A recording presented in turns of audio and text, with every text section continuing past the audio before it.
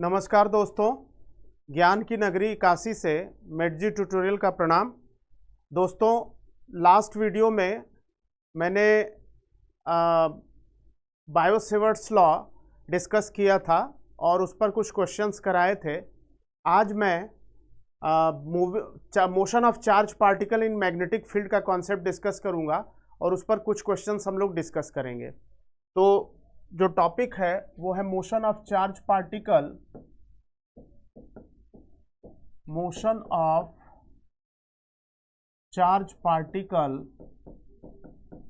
In magnetic field, motion of charge particle in magnetic field, ये topic है। इसको हम लोग डिस्कस करेंगे और इस पर बेस्ड कुछ क्वेश्चंस डिस्कस करेंगे। तो इसमें केस 1 हम कंसिडर करते हैं। केस 1 ये है बेटा कि अगर कोई चार्ज पार्टिकल v वेलोसिटी से b मैग्नेटिक फील्ड में थीटा एंगल पे एंटर करता है, चार्ज q है, मास m है, तो इस पार्टिकल पर जो फोर्स, मैग्नेटिक फोर्स लगेगा प्रोपोर्शनल टू चार्ज होगा, मैग्नेटिक फील्ड के प्रोपोर्शनल होगा, वेलोसिटी के प्रोपोर्शनल होगा और साइन थीटा के प्रोपोर्शनल होगा। तो इस तरह से इसको कंबाइन करके अगर लिखें इन चारों स्टेटमेंट को, तो F is equal to q v b sine theta, ये मैग्नेटिक फोर्स का फार्मूला होगा। और अगर इसको वेक्टर फॉर्म में लिखेंगे तो Q V vector cross B vector, ये मैग्नेटिक फोर्स होगा वेक्टर फॉर्म में। अब अगर इसके डायरेक्शन की बात करें तो डायरेक्शन इसका फ्लेमिंग्स लेफ्ट हैंड रूल से निकलता है। फ्लेमिंग्स लेफ्ट हैंड रूल क्या कहता है कि अपनी लेफ्ट हैंड की इंडेक्स फिंगर, मिडिल फिंगर और थंब को एक दूसरे के परपेंडिकुलर आप स्ट्रेच करो। जो इंडेक्स फिंगर है वो मैग्नेटिक फील्ड के डायरेक्शन को रिप्रेजेंट करेगा, middle finger velocity of charge particle की तरफ होगा और थंब जो है वो मैग्नेटिक फोर्स को रिप्रेजेंट करेगा। एक बार फिर से सुन लीजिए, लेफ्ट हैंड पाम की इंडेक्स फिंगर, मिडिल फिंगर और थंब को perpendicular to each other stretch करेंगे, तो इंडेक्स फिंगर मैग्नेटिक फील्ड के डायरेक्शन में लेंगे, मिडिल फिंगर वेलोसिटी के डायरेक्शन में, फोर्स थंब के अलॉन्ग लगेगा। इस चीज़ को थोड़ा समझते हैं। जैसे मान लीजिए कोई क्रॉस मैग्नेटिक फील्ड है, इस क्रॉस मैग्नेटिक फील्ड में कोई चार्ज पार्टिकल एंटर कर रहा है। मान लीजिए ये चार्ज पार्टिकल v वेलोसिटी से एंटर कर रहा है, इसका चार्ज q है और मास m है, ये एंटर कर रहा है। तो जब ये एंटर करेगा तो इस पर मैग्नेटिक फोर्स किधर लगेगा ये आपको देखना है। तो आप फ्लेमिंग्स लेफ्ट हैंड रूल लो। मैग्नेटिक फील्ड क्रॉस है तो इंडेक्स फिंगर को अंदर की तरफ कर दो और जो मिडिल फिंगर नीचे है उसको आपको ऐसे करना पड़ेगा क्योंकि वेलोसिटी राइट है, तो वेलोसिटी ऐसे होगा। तो थंब जो है ऊपर की तरफ, यानी इस पर जो फोर्स लगेगा मैग्नेटिक फोर्स वो इधर लगेगा। तो पार्टिकल एंटर तो करेगा हॉरिजॉन्टली, लेकिन फोर्स की वजह से ऊपर की तरफ डिफ्लेक्ट हो जाएगा। तो इस तरह से ये चार्ज पार्टिकल इस मैग्नेटिक फील्ड में डिफ्लेक्ट होगा। और यहाँ पे एक चीज़ और समझना है, एक बार फिर से देख लीजिए। क्रॉस मैग्नेटिक फील्ड है तो आप इंडेक्स फिंगर को अंदर की तरफ लेंगे, वेलोसिटी राइट है तो मिडिल फिंगर को राइट करेंगे, थंब ऊपर है तो मैग्नेटिक फोर्स ऊपर लगेगा, तो पार्टिकल अपवर्ड डिफ्लेक्ट हो जाएगा। दूसरी बात ये कि अगर इसी मैग्नेटिक फील्ड में, क्रॉस मैग्नेटिक फील्ड में अगर कोई नेगेटिव पार्टिकल है, नेगेटिवली चार्ज पार्टिकल है, तो मान लीजिए ये -q पार्टिकल है, ये एंटर कर रहा है, तो अब इस केस में इसका डिफ्लेक्शन किधर होगा, तो आपको सिर्फ इतना याद रखना है कि पॉजिटिव पार्टिकल का डिफ्लेक्शन जिधर होगा उसके जस्ट अपोजिट नेगेटिव पार्टिकल का डिफ्लेक्शन होगा। कहने का मतलब कि अगर ये पॉजिटिव चार्ज ऊपर की तरफ डिफ्लेक्ट हो रहा था तो नेगेटिव चार्ज नीचे की तरफ डिफ्लेक्ट होगा। इस चीज़ को आपको याद रखना है। तो ये बेसिक कॉन्सेप्ट है केस 1 का। अब इसमें केस 2 देखते हैं बच्चों। केस 2 क्या है? केस 2 ये है कि अगर किसी क्रॉस मैग्नेटिक फील्ड में कोई चार्ज पार्टिकल फील्ड के परपेंडिकुलर एंटर करता है तो सर्कल ट्रेस करता है। जैसे मान लीजिए ये चार्ज है, q मास m है, v वेलोसिटी से एंटर कर रहा है, मैग्नेटिक फील्ड इनवर्ड है, तो इसका पाथ सर्कुलर होगा, सर्कुलर ट्रेजेक्ट्री बनाएगा।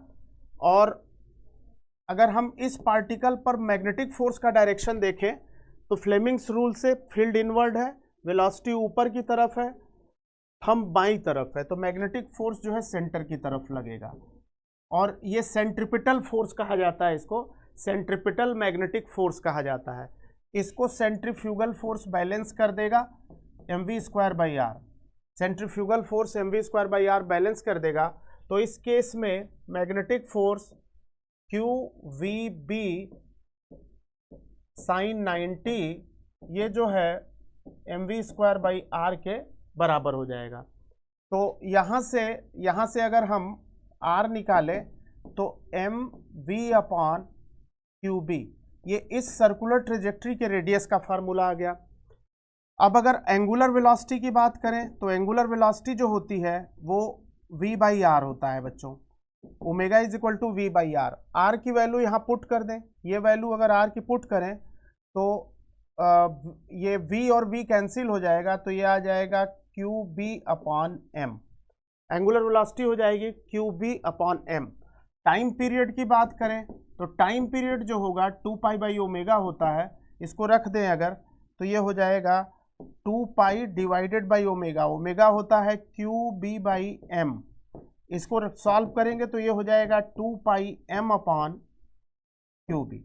2πm/qb, r ओमेगा और t, 2πm/qb।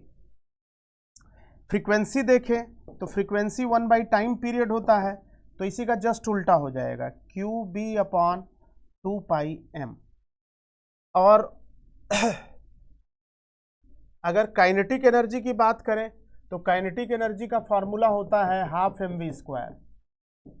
हाफ mv², इसको हम लिख सकते हैं हाफ m और v, यहाँ से v अगर निकालें यहाँ से तो v होगा qbr/m, यहाँ रख देते हैं qbr/m का होल स्क्वायर, तो ये हो जाएगा 1/2m और ये हो जाएगा q² b²r²m m स्क्वायर, क्योंकि स्क्वायर कर रहे हैं ना, एक m इससे कट गया तो ये आ गया q² b²r²/2m। ये काइनेटिक एनर्जी का फार्मूला हो गया। तो इस तरह से first formula, second formula, third formula, fourth formula और ये फिफ्थ फार्मूला केस 2 में आ गया। केस 2 में ये सारे फार्मूले आपको याद होने चाहिए, इन पर बहुत सारे क्वेश्चंस बनते हैं। तो 2 केसेस हम लोगों ने डिस्कस किए, केस 1 और केस 2। अब आते हैं केस 3 पे। केस 3 क्या है? केस 3 जो है इसी टॉपिक का केस 3 है कि अगर कोई चार्ज पार्टिकल, सपोज करिए ये मैग्नेटिक फील्ड है, ये मैग्नेटिक फील्ड है, ये चार्ज पार्टिकल v वेलोसिटी से एंटर कर रहा है थीटा पे, तो इसकी वेलोसिटी का जो ये कंपोनेंट होगा v cos थीटा और ये कंपोनेंट होगा v sin थीटा। ये तो आप जानते ही हो, अगर ये वेलोसिटी v है, ये चार्ज पार्टिकल एंटर कर रहा है m मास का v वेलोसिटी से, तो इस वेलोसिटी का हॉरिजॉन्टल कंपोनेंट हो जाएगा v cos थीटा और वर्टिकल कंपोनेंट हो जाएगा v sin थीटा। अब v cos थीटा की वजह से ये पार्टिकल लीनियर मोशन करेगा, यानी हॉरिजॉन्टल मूव करेगा, और v sin थीटा जो कि मैग्नेटिक फील्ड के परपेंडिकुलर है उसकी वजह से सर्कुलर मोशन करेगा, यानी एक ही साथ लीनियर मोशन भी होगा और सर्कुलर मोशन भी होगा। तो charge particle helical trajectory trace करेगा। इस तरह से charge particle helical trajectory trace करता हुआ आगे बढ़ेगा और इस हेलिकल ट्रेजेक्ट्री में जो कंडीशन होल्ड करेगी, क्योंकि सर्कुलर मोशन जो है v sin थीटा की वजह से है, तो जो कंडीशन होल्ड करेगी q v sin theta b sin 90, qvb sin 90। और सर्कुलर मोशन की प्रॉपर्टी है m v²/r, v की जगह हो जाएगा v sin थीटा, क्योंकि सर्कुलर मोशन इसी की वजह से हो रहा है अपॉन r। तो ये जो हेलिकल ट्रेजेक्ट्री है, इस हेलिकल ट्रेजेक्ट्री का रेडियस यहाँ से आ जाएगा mv sin थीटा अपॉन qb। आर आ जाएगा M V sine theta upon Q B, यहाँ से आर आ जाएगा।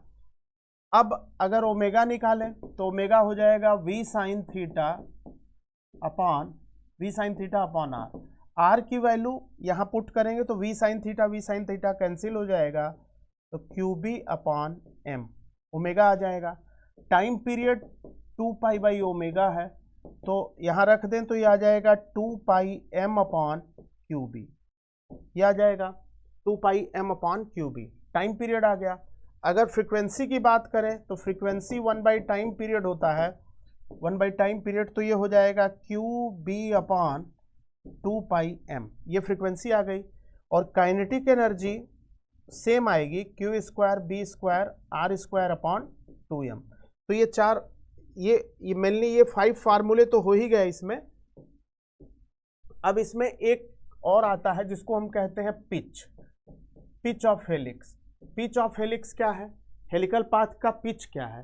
पिच है horizontal distance covered by charge particle in one time period, यानी सिंगल टाइम पीरियड में जितनी देर में एक रेवोल्यूशन करता है उस टाइम इंटरवल में पार्टिकल जितना हॉरिजॉन्टल डिस्टेंस ट्रेवल करता है उसको पिच कहते हैं।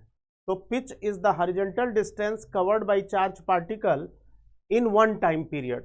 तो अगर पिच लिखेंगे तो हॉरिजॉन्टल डिस्टेंस का formula horizontal velocity v cos theta multiplied by time period capital T, तो ये हो जाएगा v cos थीटा और टाइम पीरियड हो जाएगा, टाइम पीरियड आपने अभी निकाला था 2 पाई एम अपॉन, यहाँ पे 2 pi M upon Q B.